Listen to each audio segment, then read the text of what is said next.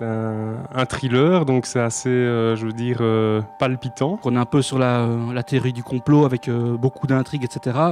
L'histoire est axée sur sur des problèmes sociétaux qui sont d'actualité pour le moment. Un jeune docteur qui sort de l'université et boum, il reçoit un contrat mirobolant. Ça va l'entraîner sur un chemin qui, au final, voulait-il l'emprunter ou pas? Il y a beaucoup d'éléments dans le livre qui sont intéressants et on voyage un petit peu, donc c'est passionnant. À la base, c'est une aventure entre amis. C'est avec mon meilleur ami.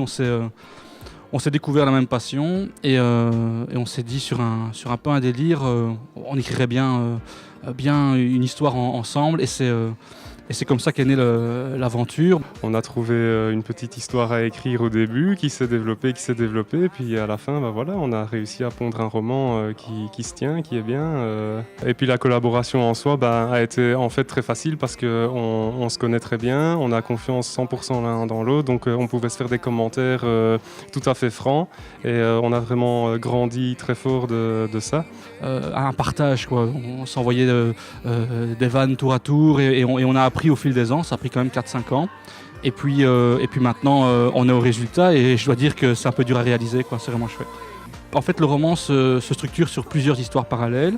Et donc, lui a pris plutôt un personnage et moi un autre. Et puis, il y avait des histoires qui évoluaient. Et ensuite, on s'est corrigé l'un l'autre. Puis l'un a réécrit certains passages, l'autre. Et finalement, on ne saurait plus dire qui a écrit quoi. Et c'est ce que je voulais dire en disant on a appris ensemble. C'est vraiment, il me disait, écoute, ça c'est nul. Boum, on barrait. Et puis ça c'est bon, on va le refaire. Et puis c'est comme ça qu'on a appris, quoi. C'était vraiment chouette. Ici, on a eu la chance de tomber sur une maison d'édition de Charleroi. Et ces maisons d'édition-là, donc il n'y a pas que l'Ilis Édition, il y a aussi les éditions du Basson et encore plein d'autres. Ils organisent le Festival du Livre de Charleroi et on a pu s'y rendre et parler avec les éditeurs. Et donc on a pu présenter notre livre directement, vis-à-vis, entre quatre yeux. Et c'était beaucoup plus vivant et c'est comme ça qu'on a pu un petit peu vendre notre produit et être sélectionné, quoi, finalement. Parce que le texte est bon, bien entendu. Et c'est grâce à ce festival qu'on a pu trouver l'Ilis Édition qui est une maison d'édition super ouverte justement aux jeunes auteurs, parce que sans eux, jamais on aurait eu le roman, quoi. C'est une maison d'édition qui a 3 ans aujourd'hui, en août.